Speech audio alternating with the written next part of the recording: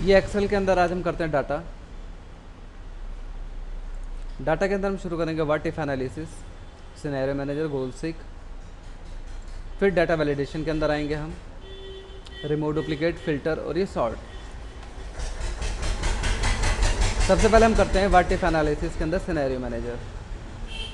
Scenario manager के बारे में मैं बताना चाहता हूँ कि इसमें हम एक छोटी सी रिकॉर्डिंग कर सकते हैं जो कि 32 सेल की होगी। अगर हम 32 सेल से ज़्यादा सिलेक्ट करते हैं, जैसे मैंने यहाँ पे 8 और ये 4, ये 32 सेल हो गए। अगर मैं इससे ज़्यादा सेलेक्ट करता हूँ तो रिकॉर्डिंग नहीं होगी। मैंने इससे ज़्यादा सेल सेलेक्ट किए, अब मैं रिकॉर्डिंग करके देखता हूँ क्या रिकॉर्डिंग होगी। सिनेरियो मैनेजर एक रिकॉर्डिंग सिस्टम है। आप ऐड पे क्लिक करो, सिनेरियो का नाम दो, मैंने नाम दिया ASDF and then okay. Message आ जाएगा too many changing cell, a scenario can have no more than 32 changing cell. एक सिनेरियो 32 सेल से ज़्यादा रिकॉर्ड नहीं कर पाता। ओके करो आप इसे और यहाँ से कैंसिल करो, ये क्लोज करो। अब हम दोबारा से सिलेक्ट करेंगे जो कि 32 सेल होंगे हमारे, ठीक है। हमने अब ये 32 सेल सिलेक्ट किए, इसलिए अब हमारा सिनेरियो चलेगा। सिनेरियो मैनेजर में आओ, ऐड में आओ, आप सिनेरियो का नाम दे दो, मैंने नाम दिया रामा, ठीक है। आप यहाँ ओके करो। ओके करते ही आप देखेंगे जो भी मैंने सेल सिलेक्ट किए हैं वो सारे सेल नंबर यहाँ पे आ रहे हैं, A1, B1, C1, D1, A2, इसी के नीचे आपका D2, B2, C2, C3, D3, B3 सब आ रहे हैं, ठीक है। अब आपको क्या करना है, सबसे पहला हमारा A1 है। A1 के अंदर आप जो भी कुछ लिखना चाहो, मैंने मान लो लिख लिया कुछ, मैं नाम लिख लेता हूँ। जैसे मैंने लिखा राम। इसके अगले सेल में B1 में आ गए हम। B1 में मेरा कर्सर डायरेक्ट कैसे आ गया, मैं अभी राम के यहाँ पे था, B1 में कैसे आ गया, मैंने टैब दबाया, टैब दबाते ही ये टैब कीबोर्ड में, ठीक है, टैब दबाते ही ये अगले सेल में आ गया। मैंने नाम दिया श्याम, नाम दिया मोहन, नाम दिया अजय, नाम दिया विजय, नाम दिया सुमन, नाम दिया सूरज, ठीक है। इस तरह से आप इसके अंदर नाम भी लिख सकते हो, अल्फ़ाबेट भी लिख सकते हो, कुछ भी लिख सकते हो, ठीक है। अभी मैं ये सारे हटा रहा हूँ क्योंकि 32 नाम लिखने में ज़्यादा टाइम लग जाएगा। मैं आपको सिंपल एक एग्जांपल छोटा सा बता, जैसे कि मैं यहाँ पे 1 2 3 4 ले लेता हूँ। मैंने 1 2 3 4 5 6, मैं अगले सेल में टैब से आ रहा हूँ, ठीक है। आपको भी टैब दबाना है, अगले सेल में आना है। आप बेशक मैं जैसे इस तरह नंबर्स लिख रहा हूँ, आप नंबर्स के बजाय नाम लिख के देख लेना। फिर जो मैंने सेल यहाँ सेलेक्ट कर रखा है पीछे, इसमें नंबर के बजाय नाम आएगा। आप इस सेल में जो भी लिखोगे वही यहाँ पे आएगा, ठीक है।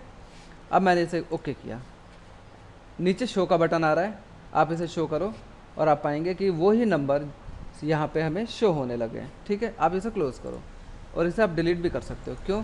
क्योंकि ये एक रिकॉर्डिंग सिस्टम है, सिनेरियो मैनेजर में रिकॉर्ड हो चुका है ये। आप इसे रामा नाम का सिनेरियो शो कर सकते हो दोबारा, ठीक है।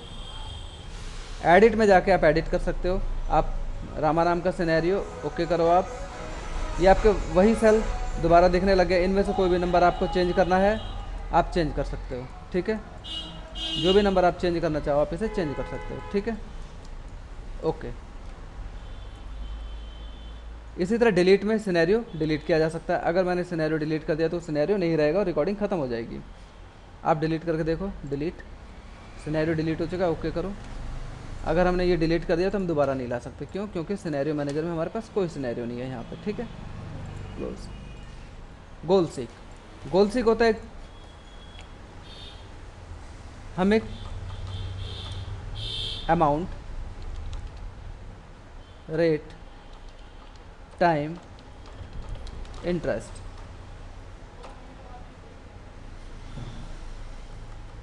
अमाउंट लेते हैं हम 15,000 रुपये, 10,000, रेट हम 5% लेते हैं, टाइम हम लेते हैं 3 साल का। तो इंटरेस्ट हमारा कितना होगा, बराबर सम ब्रैकेट शुरू, A2 गुड़े B2 गुड़े C2, ब्रैकेट बंद and then enter. Divide by 100 भी करेंगे यहाँ पे, डिवाइड बाय 100 क्योंकि परसेंटेज निकालनी है हमने, इसलिए 100। मूलधन गुड़े दर गुड़े समय बटे 100, ये आप लोगों ने पहले भी पढ़ा होगा क्लास में। तो ये हमारा 1,500 रुपये ब्याज आएगा। 10,000 रुपये का 5% के हिसाब से 3 साल के लिए अगर ब्याज निकाला जाए तो 1,500 रुपये। फार्मूला मैंने यहाँ लगाया है। अब हम इस इंटरेस्ट को चेंज कर सकते हैं बिना फार्मूले को बदले। गोल सीक में आ जाओ आप, सेट सेल D2। गोल सीक चलाते वक्त आपको ध्यान रखना है कि हमारा कर्सर फॉर्मूले पे होना चाहिए, ना कि वैल्यू पे। अगर आपने यहाँ वैल्यू पे रखा है तो नहीं चलेगा गोल सीक। गोल सीक हम चलाएंगे, यहाँ जो भी वैल्यू हम भरेंगे, मान लेते हमने कुछ भी भर दिया, यहाँ हमने ये कर दिया, ओके करेंगे तो ये सेल मस्ट कॉन्टेन ए फार्मूला। ठीक है, ये कह रहा है कि सेल, जिस सेल पे तुम हो उसमें फार्मूला जरूर होना चाहिए। ओके करो और ये कैंसिल करो, इसलिए हम यहाँ वापस फार्मूले पे रखेंगे। गोल सीक सेट सेल D2, इसमें आपको कुछ नहीं करना है, अंदर D2 ही लिखा आ रहा है क्योंकि हमारा फार्मूला D2 में है। ठीक है, किस वैल्यू में चेंज करना है, 2 वैल्यू में आ जाओ। D2 को चेंज हमने करना है, मान लेते हैं ये 1500 रुपये ब्याज है, हम चाहते हैं हमारा ब्याज बढ़ के 1800 रुपये हो जाए, तो 2 वैल्यू में हम लिख देंगे 1800 रुपये। बाय चेंजिंग सेल में आ जाओ आप, कि आपको किस सेल के अंदर वैल्यू बदलनी है। इस 1500 के अंदर ये तीनों शामिल हैं, A2 B2 और C2। इस 1500 के अंदर A2 B2 C2 तीनों शामिल हैं। तो आप इन तीनों में से किसकी वैल्यू को चेंज करना चाहते हो। मैंने कहा आप रेट को चेंज कर दो, मैंने यहाँ क्लिक किया, अंदर ऑटोमेटिक B2 आ गया। ठीक है, अब यहाँ आप खाली ओके करो। ओके करते ही बता देगा कि D2 1800 वैल्यू तो हो गई है, लेकिन यहाँ पे आपको रेट 6% करना पड़ेगा। इसने यहाँ 1800 रुपये इंटरेस्ट निकाल दिया है, आपको 1800 रुपये ब्याज मिल जाएगा, लेकिन आप रेट को बढ़ा के 6% कर दो। ठीक है, इसी तरह हम दोबारा कर सकते हैं। गोल सीक में जाओ आप, सेट सेल D2 को बिल्कुल डिस्टर्ब नहीं करना है। किस वैल्यू में चेंज करना है हमने, अब मान लेते हमने 1200 में चेंज करना है। बाय चेंजिंग सेल में आओ, अब इन तीनों में से आपको किसको चेंज करना है, क्योंकि इस फार्मूले के अंदर तीनों शामिल हैं, इसलिए हम इन तीनों में से किसी एक को चेंज करेंगे। हमने आपकी बार टाइम को चेंज कर लिया, टाइम पे क्लिक किया मैंने और यहाँ अंदर अपने आप C2 लिखा आ गया। ठीक है, अब ओके, टाइम हमारा 2 साल होगा, तब हमारा ब्याज 1200 रुपये होगा। ठीक है, तो ये हमारा गोल सीक होता है, हम अपने टारगेट को अचीव करने के लिए गोल सीक यूज़ करते हैं। इससे अगला हमारा डाटा वैलिडेशन। डाटा वैलिडेशन के बारे में मैं एक छोटी सी बात बता दूं।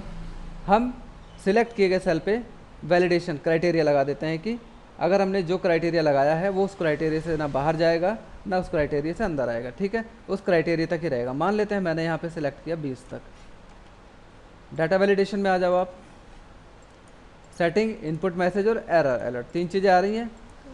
सेटिंग के अंदर आपका अभी ये एनी वैल्यू पे चल रहा है, आप ध्यान दो नीचे कोई ऑप्शन नहीं एक्टिव है, क्यों। एनी वैल्यू का मतलब ही यही है कि आप किसी भी सेल में कुछ भी लिख सकते हो, लेकिन जब मैं यहाँ कंडीशन लगा दूंगा इनमें से कोई से भी, तो वो कंडीशन इस सेल के, जो मैंने सेल सेलेक्ट किए इन पे अप्लाई हो जाएगी, और जो कंडीशन यहाँ लगेगी वो इन्हीं सेल पे अप्लाई होगी, बाकी और किसी पे नहीं। बाहर जो खाली सेल दिख रहे हैं इन पे अप्लाई नहीं होगी, खाली ये A1 से लेके A20 तक पे अप्लाई होगी। ठीक है, अब मैं एनी वैल्यू से चेंज करके होल नंबर पे करता हूँ, आप देखोगे कि नीचे के सारे ऑप्शन एक्टिव हो गए। सबसे पहले डाटा के अंदर between, not between, equal to, not equal to, greater than, less than, greater than, equal to, less than, equal to. सबसे पहले हम लेते हैं बिटवीन। डाटा के अंदर बिटवीन है, बिटवीन में आप आ जाओ, मिनिमम मैंने लिखा 1 और मैक्सिमम में लिख दिया मैंने 100। अब आप इस चीज़ का मतलब समझ लो, यहाँ क्या है, बिटवीन का मतलब होता है बीच में। यहाँ मिनिमम 1, कम से कम 1 और मैक्सिमम 100। इसका मतलब ये हुआ कि मेरे सिलेक्ट किए गए सेल के अंदर ये कम से कम 1 और ज़्यादा से ज़्यादा 100, यानी कि 1 और 100 के बीच की संख्याएं ही लिखेगा ये।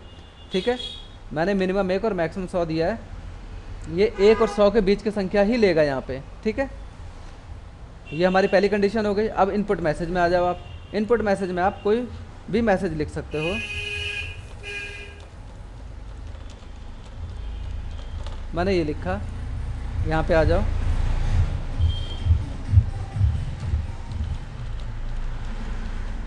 ठीक है। एरर अलर्ट, टाइटल में आप कुछ भी लिख दो, आउट ऑफ रेंज। अगर हम मान लो उससे बाहर कुछ लिखने की कोशिश करते हैं तो क्या मैसेज लिख के आएगा हमारा, आउट ऑफ रेंज।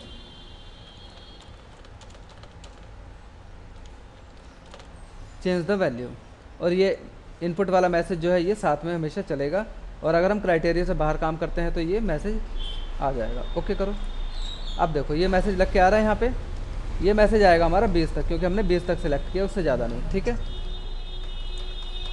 अगर हम ये 1 लिखते हैं ले लेगा, 100 लिखते हैं ले लेगा, ये 100 भी ले लेगा, लेकिन क्या ये 0 लेगा, ये नहीं लेगा। मैसेज आ जाएगा out of range, change the value, क्योंकि 0 1 और 100 के बीच में नहीं आता। इसी तरह मैं अगर 101 लेता हूँ तो भी ये नहीं लेगा, क्योंकि 101 100 और 1 के बीच में नहीं आता, कैंसिल।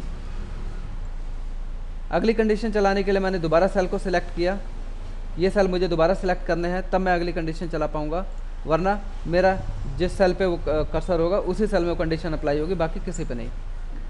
सेटिंग में आ जाओ आप। इनपुट मैसेज और एरर अलर्ट के अंदर जो लिखा हुआ है वो तो सेम ही रहेगा, खाली हम सेटिंग में जाके कंडीशन बदलते हैं। पहला बिटवीन है, इसको हमने किया नॉट बिटवीन। अभी बिटवीन पे हमने किया नॉट बिटवीन। नॉट बिटवीन का मतलब हो गया अभी 1 और 100 के बीच में ही संख्याएं नहीं लेगा। मैं ओके कर देता हूँ। अब आप देखो, मैं 1 लिखता हूँ, ये नहीं लेगा, मैसेज आ गया। 100 लिखता हूँ, नहीं लेगा, लेकिन अभी 0 ले लेगा, क्योंकि 0 1 और 100 के बीच में। हाँ, दोबारा से वही सेल सेलेक्ट किया मैंने, डाटा वैलिडेशन। अब आप आ जाओ इक्वल टू में, जो वैल्यू मैं यहाँ डाल दूंगा खाली उसी वैल्यू को एक्सेप्ट करेगा, उसके अलावा ये कोई वैल्यू एक्सेप्ट नहीं करेगा। ठीक है, मैंने यहाँ लिख दिया 100, आप ओके कर दो। अब ये खाली 100 वैल्यू को एक्सेप्ट करेगा, उसके अलावा कोई वैल्यू नहीं। मैंने यहाँ लिखा 100, एंटर ले लिया। 99 नहीं लेगा ये, और 101 भी ये नहीं लेगा। ठीक है, तो इक्वल टू का मतलब ये हो गया, अगर आपने क्राइटेरिया कोई लगा रखा है तो वो उसी वैल्यू तक काम करेगा। नॉट इक्वल टू में अब ये खाली उसी को एक्सेप्ट नहीं करेगा। अपने यहाँ लिख दिया 100, मान लेते हैं 100 ही ले लेते हैं, ओके करो। ये तो पहले का 100 लिखा है इसलिए आ रहा है ऐसे। मैं इसको डिलीट करके अब दोबारा 100 लिखना चाहूँ तो नहीं लेगा ये देखो। बाकी सब कुछ ले लेगा, 1 ले लेगा, 99 ले लेगा, 101 ले लेगा, लेकिन 100 नहीं लेगा। ठीक है, क्योंकि हमने चलाया था अभी नॉट इक्वल टू। ठीक है, अब आ जाओ ग्रेटर देन पे। ग्रेटर देन में यहाँ जो वैल्यू आप डाल दोगे उससे ऊपर की वैल्यू को एक्सेप्ट करेगा। जैसे मैंने वैल्यू डाली 50, आप ओके कर दो। अब ये 50 से ऊपर की जो वैल्यू होगी एक्सेप्ट करेगा। अब यहाँ पे आप डालो जैसे 51, ले लेगा, लेकिन 49 नहीं लेगा। दोबारा सेलेक्ट किया, डाटा वैलिडेशन, सेम प्रोसेस है, लेस देन। अगर मैंने यहाँ 50 ही रहने दिया तो ये 50 से नीचे की वैल्यू को एक्सेप्ट करेगा, ना कि ऊपर की। ठीक है, उल्टा हो जाता है, जैसे करके देख लो आप। मैंने यहाँ लिखा 51, अब ये 51 को ही नहीं लेगा, पहले 51 को ले रहा था ये, अब ये 49 को लेगा, 50 से नीचे की, क्योंकि हम लेस देन पे हैं। ठीक है, मैंने दोबारा सेलेक्ट किया और डाटा वैलिडेशन में आया। अब आप ग्रेटर देन और इक्वल टू ले लो। ग्रेटर देन और इक्वल टू का मतलब ये हो गया कि जो वैल्यू आप लिख दोगे उसको ले लेगा, प्लस उससे ऊपर की वैल्यू को ले लेगा। जैसे आपने लिख दिया यहाँ पे 10, ये 10 को एक्सेप्ट करेगा और 10 से ऊपर की वैल्यू ले लेगा ग्रेटर देन और इक्वल टू में। ओके करो। आप यहाँ 10 लिखते हो, ले लेगा। आप यहाँ 11 लिखते हो, ले लेगा। आप यहाँ 9 लिखते हो, नहीं लेगा। ठीक है,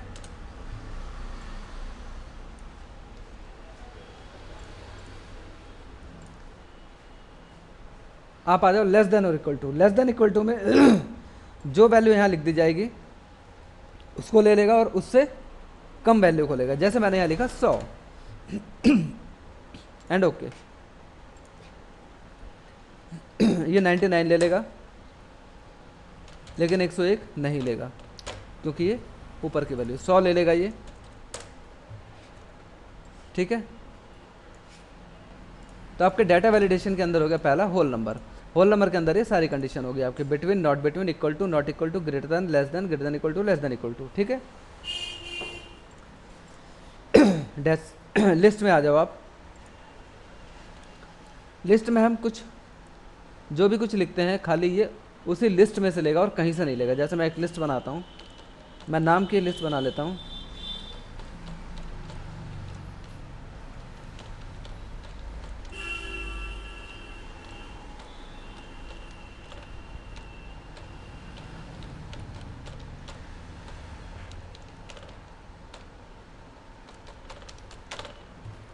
कुछ नाम की मैंने लिस्ट बनाई और ओके किया। अब वो नाम यहाँ पे आ रहे हैं आपके। ठीक है, आप खाली इन्हीं नाम के अंदर से, इसी लिस्ट में से आप लिखना चाहो तो लिख सकते हो, वरना बाहर से आप नहीं लिख पाओगे। जैसे मैं एक अलग नाम लिखने की कोशिश करता हूँ, फॉक्स, इसको नहीं लेगा ये। ठीक है, आप खाली यहाँ से लिख सकते हो। आपको सीमा को लेना है, ले लिया आपने। आपको राम को लेना है, आपने ले लिया। आपको लोकेश को लेना है, श्याम को लेना है, किसी को भी आपने लेना है, तो आपको इस लिस्ट में से ही लिखना पड़ेगा। ठीक है,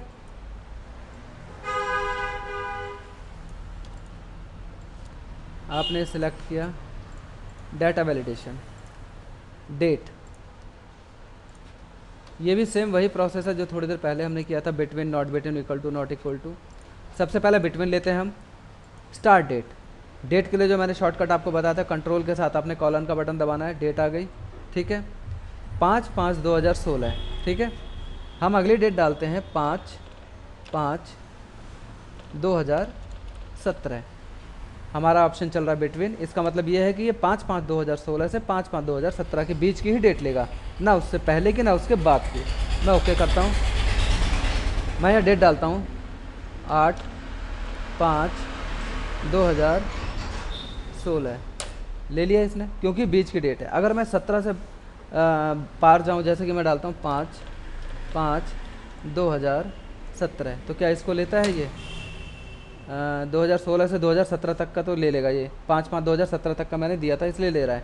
अब थोड़ा सा चेंज करते हैं, 6/5/2017, मैसेज आ गया, 5/5/2017 तक की ही डेट ले गए जो मैंने ऊपर यहाँ लिखा हुआ है, ठीक है। कंडीशन में भी यही था, 6 करते ही इसने आउट ऑफ रेंज बता दिया, ठीक है। इसलिए आप बिटवीन का मतलब 2 तारीखों के बीच की तारीख को ही ले सकते हो, ना उससे ऊपर ना। इसी तरह नॉट बिटवीन में ये इन्हीं 2 डेट्स के बीच की डेट को नहीं लेगा, यानी 5/5/2016 से 5/5/2017 के बीच की डेट को ही नहीं लेगा, उससे पहले की डेट को ले लेगा और उसके बाद की डेट को ले लेगा, ठीक है। जैसे मैं आपको चला के दिखा देता हूँ, ओके कर दिया मैंने। आप 5/5/2018 ले लो, आप एंटर, ले लिया इसने, ठीक है ना। ये नॉट बिटवीन था इसलिए ले लिया इसने। इसी तरह इक्वल टू में आपने जो तारीख यहाँ डाल दी है, आप खाली उस, हाँ, ये जो हमारी डेट यहाँ पे लिखी हुई है उसी डेट को ये एक्सेप्ट करेगा, इसके अलावा कोई डेट नहीं, क्लियर। नॉट इक्वल टू में ये इसी डेट को एक्सेप्ट नहीं करेगा यहाँ पे बाहर, ठीक है, बाकी सारी डेट ले लेगा वो। इसी तरह ग्रेटर देन में आप इस डेट से ऊपर जो भी डेट आप लिखना चाहते हो उसको एक्सेप्ट कर लेगा, इससे नीचे की एक्सेप्ट नहीं करेगा, ठीक है। ग्रेटर देन का मतलब इस डेट से ऊपर की आप सारी डेट ले सकते हो, ठीक है। लेस देन अगर लेते हैं तो इस डेट से आप नीचे की डेट को लिख सकते हो, इस डेट से नीचे की डेट को लिख सकते हो, ऊपर के नहीं, ठीक है। ग्रेटर देन और इक्वल टू में आप ये डेट लिख सकते हो प्लस इससे ऊपर, ग्रेटर देन का मतलब हो गया ऊपर की डेट, ठीक है ना। आप ये डेट लिख सकते हो 5/5/2016 प्लस इससे ऊपर की जितनी तारीख हैं वो सारी आप लिख सकते हो, लेकिन इससे नीचे के नहीं लिख सकते, ठीक है। सेम है लेस देन और इक्वल टू, आप इस तारीख से नीचे की जितनी भी तारीख हैं, प्लस ये तारीख प्लस नीचे की जितनी भी तारीख हैं, डेट्स हैं, वो सारी आप लिख सकते हो, ठीक है। तो आपका डेट का मतलब क्लियर हो गया। टाइम पे आ जाओ। टाइम में सबसे पहला भाई हमारा बिटवीन, जैसे हमने पहले किया था। टाइम के लिए हम क्या करेंगे, वही शॉर्टकट की यूज़ करेंगे, shift control plus colon. Wait minute, एक टाइम यहाँ देते हैं स्टार्ट वाले में, ये दे दिया हमने 6:34 PM, ठीक है ना। हम यहाँ पे एक टाइम और देते 7 ये हम टाइम करते हैं 7, 6:34 PM से 7:34 PM हमारा ऑप्शन है बिटवीन, यानी कि ये 6:34 से 7:34 के बीच का टाइम लेगा, ना उससे पहले का ना उसके बाद का। अगर मैं ओके करता हूँ तो आप देखो यहाँ पे मैं 8:34 टाइम देता हूँ, 8:34 और ये PM एंड देन एंटर। देखो आउट ऑफ रेंज बता रहा है ये, ठीक है। अगर मैं यही टाइम करता हूँ 6:39 PM, ये उसके बीच के रेंज का टाइम है, इसको ले लेगा ये। देखो 6:34 से 7:34 तक का सारे टाइम को एक्सेप्ट करेगा, ठीक है। दोबारा मैंने सेल को सिलेक्ट किया, डाटा वैलिडेशन में आए, अब ये नॉट बिटवीन है, अब ये इन्हीं दोनों के बीच के टाइम को एक्सेप्ट नहीं करेगा, ठीक है। यानी कि आप 6:34 से 7:34 के बीच का टाइम नहीं लिख सकते हो, इससे ऊपर या इससे नीचे का कोई सा भी टाइम लिख सकते हो, ठीक है, क्लियर। इसी तरह नॉट इक्वल टू, आप इसी तरह इक्वल टू, आपने जो भी यहाँ टाइम लिखा है खाली उसी टाइम को एक्सेप्ट करेगा, ना उससे ऊपर ना उससे नीचे, खाली वही टाइम आप ले सकते हो, उसके अलावा कोई टाइम नहीं ले सकते इक्वल टू में, ठीक है। और नॉट इक्वल टू में खाली यही टाइम नहीं ले सकते, उल्टा हो जाता है। ग्रेटर देन में सिंपल है, आप इससे ऊपर के जो टाइम है सारे एक्सेप्ट कर लेगा ये, इससे नीचे का नहीं, ठीक है। लेस देन में इसी तरह लेस देन में इस टाइम से नीचे के भी जो भी टाइम है उनको एक्सेप्ट करेगा, ठीक है। इसी तरह ग्रेटर देन और इक्वल टू में इससे ऊपर के जितने टाइम है ये टाइम जो आपका 6:34 यहाँ लिखा पड़ा है, ग्रेटर देन और इक्वल टू में ये होता है 6:34 को ले लेगा प्लस इससे ऊपर के सारे टाइम ले लेगा, मतलब ये जो टाइम लिखा पड़ा है ये और इससे ऊपर के सारे टाइम। इसी तरह लेस देन और इक्वल टू में ये वाला टाइम और इससे नीचे के सारे टाइम ले लेगा ये, ठीक है। ये आपका टाइम हो गया। एक लास्ट हमारा टेक्स्ट लेंथ। टेक्स्ट लेंथ में भी वही है, बिटवीन आपने यहाँ डाला 2, मैक्सिमम में 5। इसका मतलब ये है कि आप कम से कम 2 अक्षर लिख सकते हो, ज़्यादा ज़्यादा 5 लिख सकते हो। जैसे कि मैं लिख के दिखाता हूँ, ओके करो आप। कम से कम 2, जैसे मैंने यहाँ लिखा राम, ये 2 और 5 के बीच में है इसलिए इसने ले लिया। मैंने लिखा श्याम, ये 2 और 5 के बीच में है इसलिए एक्सेप्ट हो गया। मैंने लिखा रमेश, ये आउट ऑफ रेंज बता रहा है क्योंकि 2 और 5 के बीच में नहीं है, ठीक है। मैंने खाली ए लिखा, इसको भी नहीं लेगा क्योंकि 2 और 5 के बीच में नहीं है। रमेश में 6 शब्द आ गए थे और ये ए जो है ये सिंगल एक है इसलिए नहीं लिया इसने, ठीक है। Data validation. इसी तरह नॉट बिटवीन में 2 और 5 के बीच जितने भी 2 और 5 के बीच के कैरेक्टर को नहीं लेगा, या तो उससे ऊपर लेगा या इससे कम लेगा, ठीक है। ओके करके देखो, जैसे आप यहाँ अगर राम लिखना चाहो नहीं लेगा क्योंकि 2 और 5 के बीच में आते हैं, ठीक है। इसी तरह अगर आप यहाँ रमेश लिखना चाहोगे तो ले लेगा क्योंकि 2 और 5 के बीच में नहीं आता। इसी तरह खाली एक लिखोगे ए तो इसको ले लेगा क्योंकि ये 2 और 5 के बीच में नहीं आता। तो नॉट बिटवीन का मतलब यही हुआ कि इसी तरह हमारा इक्वल टू में 2 अगर लिख दिया तो इसका मतलब कि आप खाली 2 कैरेक्टर तक ही लिख सकते हो। 2 कैरेक्टर अगर आप जैसे इक्वल टू में 2 लिखा हुआ है ना, 2 नहीं 3 कर देते हैं हम इसको और ओके कर देते हैं। अब देखो आप, मैं यहाँ राम लिख सकता हूँ क्योंकि राम में 3 अक्षर हैं। मैं यहाँ लिखता हूँ AR, इसको नहीं लेगा और ना ही ये रामा लेगा, ये कुछ और एक्सेप्ट करेगा ही नहीं। ये सिर्फ 3 अक्षर के जो भी तुम लिखोगे 3 अक्षर का वही एक्सेप्ट करेगा क्योंकि इक्वल टू वही है, ठीक है। तो 3 अक्षर का जो भी लिखोगे उसी को एक्सेप्ट करेगा, ठीक है। इसी तरह नॉट इक्वल टू में जो भी आपने मान ले 3 ही लिखा हुआ है तो 3 अक्षर का ही कोई सा भी एक्सेप्ट नहीं करेगा, बाकी सारे कर लेगा, उल्टा हो जाता है, ठीक है। ग्रेटर देन में अगर यहाँ 3 लिखा हुआ है मान लो तो 3 से ऊपर जितने भी अक्षर लिखोगे सारे एक्सेप्ट हो जाएंगे, ठीक है।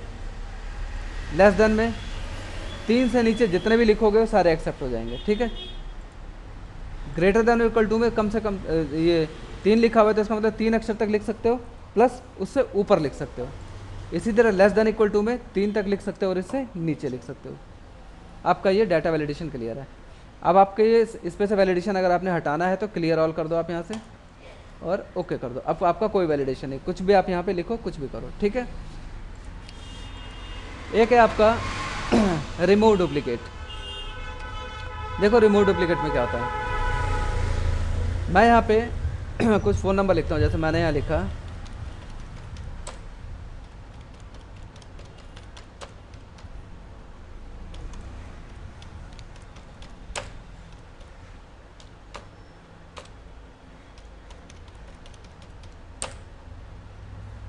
मैंने इसमें एक नंबर रिपीट किया हुआ है ये वाला, ठीक है। तो ऐसे जब बहुत बड़ी लिस्ट होती है ना तो कई बार नंबर रिपीट हो जाते हैं और हमें पता भी नहीं चलता है। लेकिन मैं छोटा सा उदाहरण देकर बता रहा हूँ कि इसमें अगर कोई नंबर रिपीट है तो कंप्यूटर कैसे उसको सही करता है। आप सिलेक्ट करो, रिमूव डुप्लीकेट में आओ आप, ठीक है। कॉलम ए क्लिक कर दिया आपने इस पर, वैसे तो होता ही है, ओके करो आप। यहाँ 4 duplicate value found and remove, 4 unique value. देखो उसने एक हटा दिया उसमें से, ठीक है। जो एक रिपीटेड था वो हट गया नंबर, ये वाला नंबर रिपीटेड था। मैं दोबारा करके दिखा देता हूँ, 99 11 241 545, ठीक है। ये नंबर रिपीटेड है ना, ये दोनों, इनमें से एक नंबर हटा देगा जो डुप्लीकेट होगा। ओके करो, देखो डुप्लीकेट नंबर इसने हटा दिया और बाकी नंबर एज इट इज़ रहेगा। अब ये डिफरेंट नंबर है सारे, ठीक है। तो आपका डुप्लीकेट का मतलब क्लियर हो गया। अब आप आ जाओ फ़िल्टर में। फ़िल्टर क्या होता है, फ़िल्टर चलाने के लिए मैंने कुछ पहले वैल्यू लिखनी पड़ेगी मुझे यहाँ पे, ताकि आपको पता चल पाए कि फ़िल्टर क्या होता है।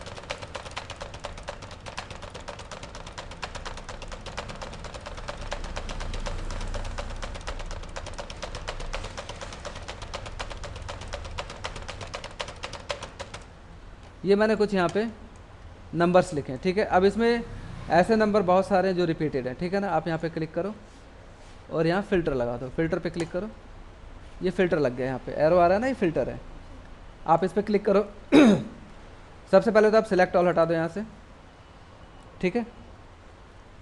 अब इसमें से आप किस नंबर के बारे में जानना चाहते हो? मैं जानना चाहता हूँ एक कितनी बार रिपीट हुआ है। ओके करो आप। ये सारे जितने भी नंबर्स लिखे थे ना, उन सब में से एक को फिल्टर करके निकाल देगा, बाकी सारे हाइड कर देगा ये, ठीक है। एक को फिल्टर कर दिया ना इसने, बाकी सारे नहीं दिख रहे हैं हमें, तो हमें पता चल जाएगा 1 2 3 4 5 6 बार एक लिखा हुआ है, ठीक है। हम इसका यूज़ कहाँ करते हैं? जैसे मान लो आपने बहुत सारे स्टूडेंट की लिस्ट बनाई है, उसमें फेल भी हैं, पास भी हैं, थर्ड भी है, सेकंड भी है, मेरिट भी हैं, तो जहाँ उनका आपने फर्स्ट सेकंड थर्ड निकाला है, आप वो सिलेक्ट कर लो और यहाँ फ़िल्टर कर दो। तो आप फ़िल्टर करने के बाद यहाँ सिलेक्ट करोगे फेल। जैसे आपने फेल सिलेक्ट किया, वो फेल स्टूडेंट की लिस्ट निकाल देगा। जैसे कि अभी मैं यहाँ सिलेक्ट करता हूँ 6 और ओके, इसने 6 की लिस्ट निकाल दी। इसी तरह वहाँ पे वो फेल की लिस्ट निकाल देगा, आपको पता चल जाएगा कि कौन कौन फेल है और कितने स्टूडेंट फेल है, ठीक है। फ़िल्टर का ये फ़ायदा होता है। इसी तरह आप जाना चाहते हो 9, आपने यहाँ ओके किया, इसने 9 की लिस्ट निकाल दी, ठीक है। आप सिलेक्ट ऑल पे क्लिक करके ओके करोगे तो सारे दिखने लगेंगे, ठीक है। फ़िल्टर हटाना है, यहीं पे आप क्लिक कर दो दोबारा, फ़िल्टर हट गया, ठीक है। ये हमारा A to Z और Z to A करने के लिए होते हैं। जैसे अब ये नंबर्स हमारे, यहाँ पे क्लिक करो आप स्मॉलेस्ट टू लार्जेस्ट लेके चलना चाहते हो या लार्जेस्ट टू स्मॉलेस्ट लेके चलना चाहते हो? हम स्मॉलेस्ट टू लार्जेस्ट, सबसे पहले सबसे छोटा रहे फिर बड़ा, ओके करो। आप देखो 1 2 3 4 5 ऑर्डर में लगा दिए इसने सारे, ये सारे ऑर्डर में लग गए। सबसे पहले गिनती, जो सबसे छोटी गिनती है वो सबसे पहले आ गई, और जो सबसे बड़ी है वो लास्ट में पहुंच गई। इसी तरह आप लार्जेस्ट टू स्मॉलेस्ट करके ओके करो। ये देखो आप, सबसे छोटी वाली गिनती आपकी सबसे लास्ट में आ गई, ठीक है। यही काम हम अल्फ़ाबेट पे कर सकते हैं। मैं कुछ अल्फ़ाबेट यहाँ लिख लेता हूँ, कुछ क्या सारे लिख लेता हूँ, आपको क्लियर हो जाएगा। और ये ऑर्डर में नहीं लिखा है, जो भी मैं लिख रहा हूँ ये सारे ऑर्डर में नहीं है, ठीक है। लेकिन इनको ऑर्डर में हम यहाँ से कर सकते हैं। आप ये सिलेक्ट कर लो, यहाँ से पूरा शॉर्ट में जाओ आप। अब यहाँ A to Z करना है आपको या Z to A करना है? पहले हम A to Z कर लेते हैं एंड देन ओके। आप देखो A B C D alphabetically adjust कर दिए इसने, ठीक है। अब आप यहाँ पे आ जाओ, इसे Z to A कर दो और ओके, ये Z to A हो गया और ये A to Z हो गया, ठीक है। ये आपका, अब देखो मैंने Z to A कर दिया यहाँ पे, ये अभी A ऊपर आ रहा है, यहाँ Z to A करा है, तब Z आपका शुरू में आ जाएगा। देखो शुरू में आ गया और A आपका यहाँ पे आ गया। या तो आप यहाँ से भी कर सकते हो, ठीक है, या फिर आप डायरेक्ट यहाँ से कर सकते हो। A to Z करना है आपको तो यहाँ से कर दो, Z to A करना है तो यहाँ से कर दो, ठीक है। ये दोनों चीज़ें क्लियर है आपकी।